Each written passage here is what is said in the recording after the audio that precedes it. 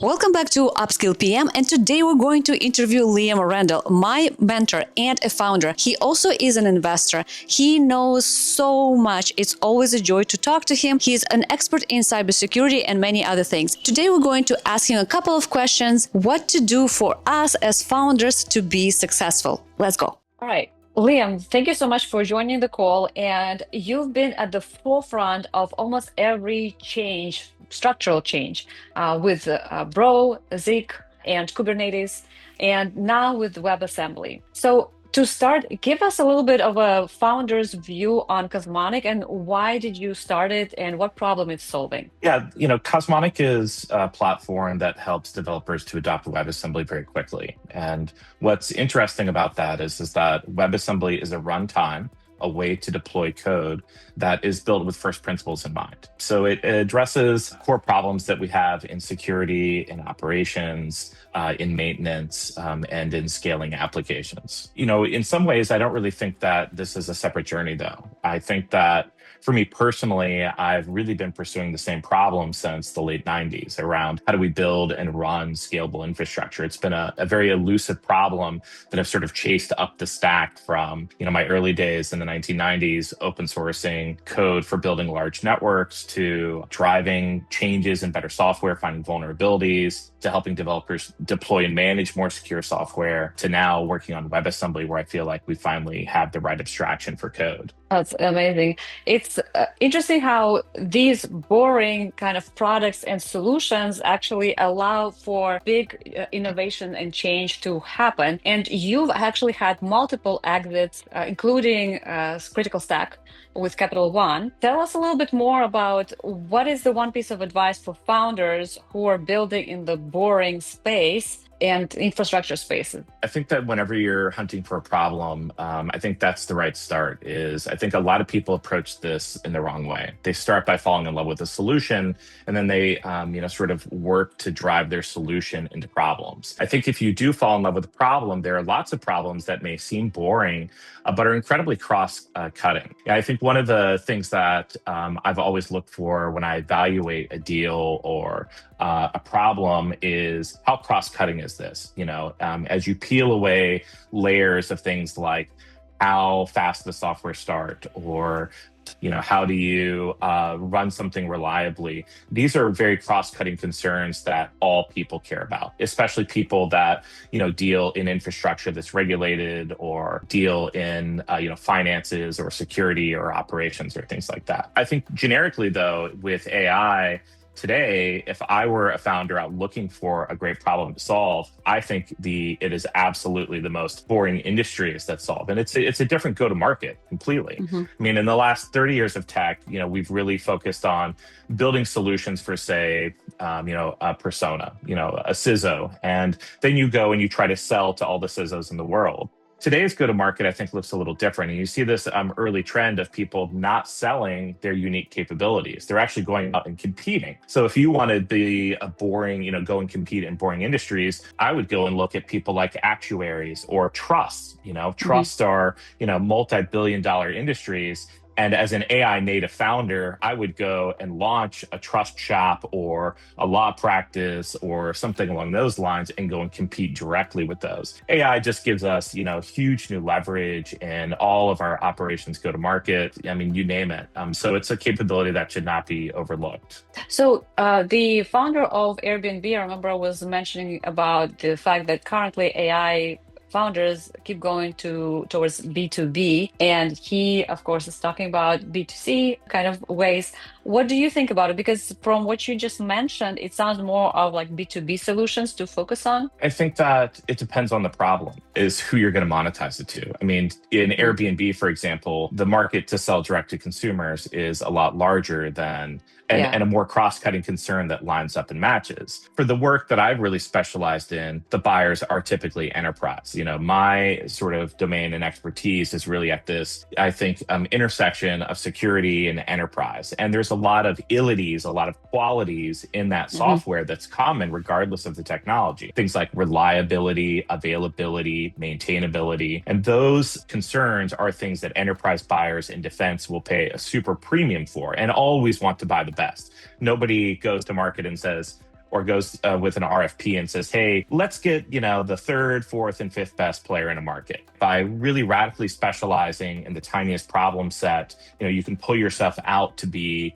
a point person. And when people find and identify that problem, you need to help them with that, because sometimes they don't know what the real problem is. They're looking all over the place. You need to help them understand the kind of 5 whys approach to where they're going. So I think the where your question was around where do you go to market around B2B or B2C.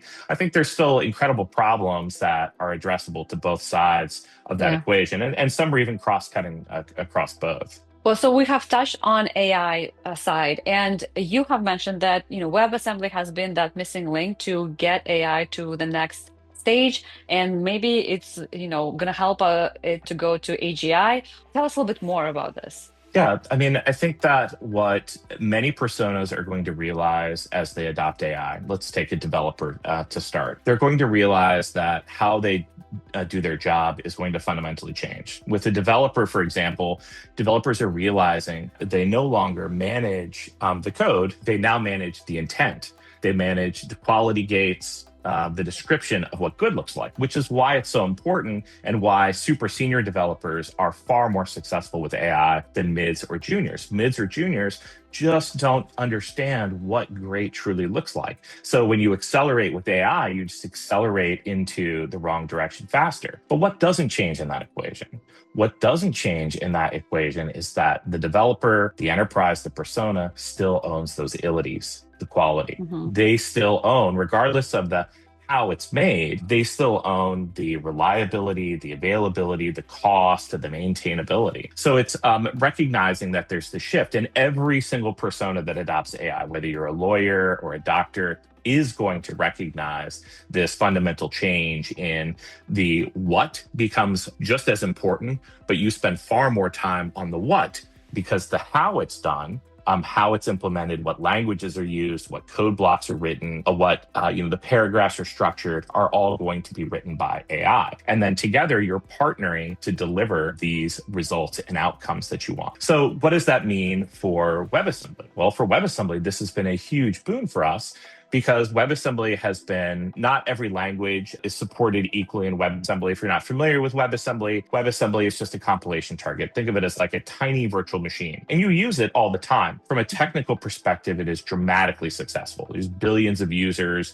Amazon Prime Video runs in WebAssembly. A lot of your websites, run WebAssembly. It takes the place of where you might have used like Flash or things like that on the web, but its server-side use cases are just as powerful. And what we have found is that as people make this paradigm shift, this Thomas Kuhn structure of revolutions, this understanding that, I don't really do the how anymore, I do the what, sort of unleashing and letting AI pick a superior runtime, even if it's a little bit harder to develop, because AI is going to grind out the code and it's going to write in Rust, which they wanted to use anyway. But Rust is not an amazing language that is user-friendly for a lot of people to get up and going. It's not one of the design goals of Rust. That would be a separate, hot take on my perspective on that. That's neither here nor there. Well, this is interesting. You're touching on the important topics for you, while I am thinking in the background about the fact that the engineers are working on what instead of the how, which as a product manager, I used to be the one who's doing the what, right? Working with engineers who are working on the how. Now all these roles are very much mixed up. And having said that, I mean that engineers are now working on the how and the what together, while PMs are still on the what, and we're now prototyping. We're just doing more and faster. When it comes to these changes, also like a little bit off topic, but super important and interesting to me. When it comes to future generations, or like current generation that graduated, what should we tell them to focus on, right? And I know it's changing so quickly that we probably can't predict the 5 years. Maybe you can. Maybe you have some predictions for the next 5 years. What the heck should they focus on? I mean, I think as all things in life, at least half of what we think is wrong, we just don't know which half. But I'll take a pass at this. First, I think that, and I, as a person that has 2 sons, I have a junior in high school, a freshman in high school, and a 6th grader. I find myself reflecting all the time around Mhm. how do young people go to market. I actually started mentoring a number of recent college graduates that are having trouble finding jobs, graduates of great schools with computer science degrees, Yeah. because I want to be empathetic and I need to understand what is their world truly like right now. How is it to be, young, bright, motivated, ambitious, and 24 and competing in the age of AI. I have always embraced, I think, a very utopian perspective of AI. And some days I still feel pretty utopian. AI is so empowering. It is so incredible to land 21, good commits in a long session, and you just feel amazing about how productive you can be. The stuff that you used to hate to do, that was just a grind, it's allowed me to rediscover a lot of the love that I had for technology. And I think the trick for any career is you do what feels like play to you but feels like work to other people. And for me, Yeah. the stuff that I like to play with is just fun again, because it's less of a grind. But for young people that are coming out, I do worry very deeply about the opportunities that they have to continue to gain those skills and move up a progression of ladder. The ladders are being pulled up in corporate America today, is essentially what's happening. And when the social contract is broken in any society, the downstream from that, a decade from now, you're going to have a bunch of very angry people that did everything right, that went to Mhm. college, got the degree, worked hard. But if I could give advice to any of those people, if I would dare to, I might suggest that what AI is really driving is hyper focus, and even more hyper focus and specialization. I've always believed in this hyper focus and specialization, and it's been Mhm. critical to my own success in both as an investor and as an entrepreneur, is finding those real asymptotes of an idea, where something that you take it to 11, and those extreme areas. And I think that as a young person, what I'm advising my own kids to do is to get involved in something very bespoke, and to join a research project, to find the smartest people in the world that will put up with you, even if it's for free, and spend time with them. Because what that does is that helps to position you as one of those top solutions, and gives you the power to take AI for this niche point topic and go from there. There is a saying in marketing that I think is very relevant for people that are thinking about their careers today. And it's that there's riches in niches. And I think that really holds true today and will continue to hold true for the next 10 years. So if I was a lawyer, I certainly wouldn't practice general law, right? That's going to be the first thing eaten. But as you move Yeah. deeper and deeper into hyper specializations of law, like I mentioned trusts and actuaries earlier, I wouldn't even specialize in trust. I would specialize in, like Wyoming Trust for financial service companies, and look for those types of really niche opportunities. And again, follow this area where, it feels where you see the excitement. Like my job is probably very, very boring to other people, but I think it's the most exciting thing in the world, because I'm very connected to, when I Yeah. solve these tiny problems in scale, how it impacts a larger ecosystem, and what it means for those customers and their lives and their solutions, and what it means for their industries. So I skip to work every morning on my thing, and I hope that people can find their own niche where they can skip to work, and they have an opportunity to, if the world is taking up the ladders that you can climb, I think your challenge is then to build your own ladder. Amazing. Thank you so much. You pushed on a couple of points that sound true to me. One of the points you were mentioning about the students and their challenge. And what I'm seeing in the Valley is that a lot of 20-year-olds are going into building their own startups without having the experience. And a lot of them are having success raising money, which is fantastic to see, right? On the other hand, Mark Andreessen was talking about the fact that you should be a generalist. So, like, it's also contradicting, but I think we need to be clear on these differentiations of like where you need to be niche and where you need to be generalist. When it comes to building your product, you need to be very niche. You basically the best at it, right? On one hand, and as you said, it's boring for others, but it's very exciting for you. And on the other hand, when it comes to how you promote your product, how you are expanding to, your clients and audience is kind of general. You're having even more hats. And so I think this is where you're more generalist. And it reminds me of the fact that it used to be that you would host all these big events, and that was the mode. And today it's all about these small tables of like 10 to 12 people where it's super focused, and that's where you get a lot more benefit. And so these communities of people who are focusing specifically on like one thing and they're best at it. So thank you so much. I think for me it actually clarifies these like two worlds, where you niche and where you're a generalist. Because I think that's actually a phenomenally interesting point. I think that when I am talking about this hyper specialization, what I am pointing at is this hyper specialization and focus on a particular problem. I do agree very strongly that having a lot of general capabilities, being understanding the product manager point of view of the what, having some awareness and some expertise in the how, so that you aren't gaslit by AI or your solutions, is a good shape of a problem. I think that I am personally terrible at almost everything, but I think I'm a pretty good generalist in technology and in business. My technology friends would probably describe me as like the business nerd, and my business nerd friends would describe me as the technology nerd. And I think that having one leg in each camp is my advantage, because what it enables is a deeper understanding of the problem that lets me focus more specifically in depth, because I understand the same problem from the people that are responsible for building a solution and the people that are responsible for consuming it. And being able to unite those 2 points of view and bring both of them into the problem space as a deep niche specialist is, I think, what gives you that ability to continue to build solutions or address ideas or concepts that are, delight both audiences. I'll add on to this because I know a lot of times people like real examples that are tangible. And when it comes to deep tech, the audience is smaller there for sure, where you can compete. And when it comes to each one of us, we all have some sort of dreams that we had maybe as kids or even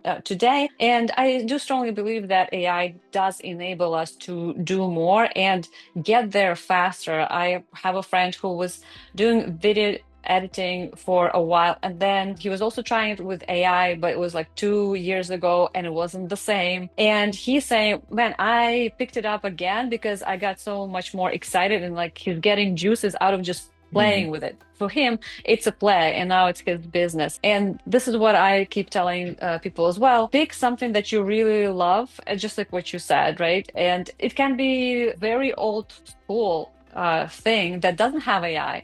And this is where your power is going to be. One of the last questions I'm going to ask you is, so you already gave advice a little bit, but if you were to go back 10 years, and maybe you're already thinking that AI is going to be here, probably not in the shape that it is today, is there anything you would have changed and like maybe spent a little bit more time on that would maybe empower you right now?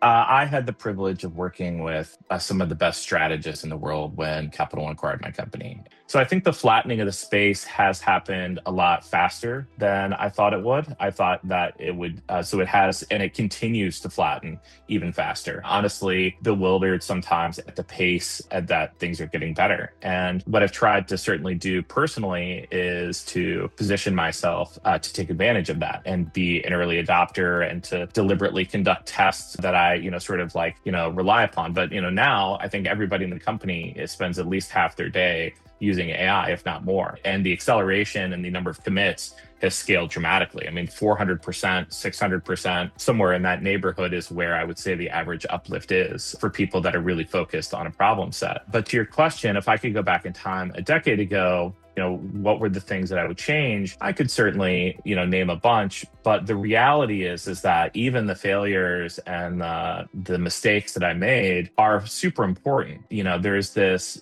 famous poem by Kipling, If, and he talks about, these false gods of success and failure, right? And I really believe in that. I don't think that there's too much of a difference in being successful or failing, because the reality is what matters is the process and the feedback loop that you're driving here. And sometimes you get a success and sometimes you get a failure, but in both cases you have this opportunity to learn and make the process better. That is, I think, what more people should focus on. More people dramatically under index on risk and on failure. They should try more things. They should fail more often. They should deliberately feel uncomfortable. I have this personal belief that, and I evaluate this, quarterly, that I need to be at least 20% uncomfortable. More than 20%, I find it to be too stressful for me personally, and then I might be losing sleep or might be worried about things. Less than that, I'm just coasting. But I need to be failing. I need to be trying things that I know that I'm not sure that I can do at least 20% of my time, because it's in that 20% of effort where 80 to 90% of the growth happens. So looking back over the last decade, God, I've had some very painful mistakes, but those mistakes, are things that I wasn't sure I could do, or things that I thought maybe I could do better. And in all of them, I've tried to really embrace and take some deep learnings with that, so that to improve my process and to make my future decision making better. So I wouldn't want to take away an opportunity to be better by, trying to erase some mistake. Who knows how that would impact me now? I might make that mistake at a larger scale or at a more critical time, to where I am now. Yeah, I completely agree with you. And actually, you kind of answer my question where the ratio of uncomfortable, I've actually put it in my journal, like, okay, I need to be uncomfortable every month. I need to do things that I'm scared of. One of the things is like sales. I suck at sales. So I need to be actually calling people. I need to be approaching more people. But like, what's the ratio of, and I didn't even think about like the percentages where, if you fail too much, maybe you get discouraged, but maybe it is a good way to do it. You start with like 20%, and maybe for some people they can crank it up because they're very young and inexperienced, so they just need to fail more than 20%, or feel uncomfortable more than 20%. Thank you so much, Liam. I can talk to you for hours. I have a lot of questions, but for today, I am super grateful for all the advice you've given us and shared with our audience, and talk to you soon. Absolutely. Have a wonderful afternoon. Bye. If you enjoyed watching this interview, follow for more and subscribe. I will see you in the next one.